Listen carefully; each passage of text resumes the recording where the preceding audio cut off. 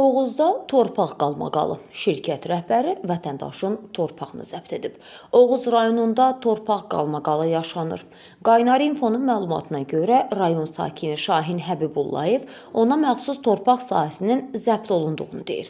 O bildirir ki, torpağını zəbt edən şəxs meyvə bağları MMC-nin sahibi Ələsgər Həmzəyevdir. Şahin Həbibullayevin sözlərinə görə o zəbt edilmiş torpaq sahəsindən 2020-ci ildə alıb. Torpağın sahəsi 4 hektardır.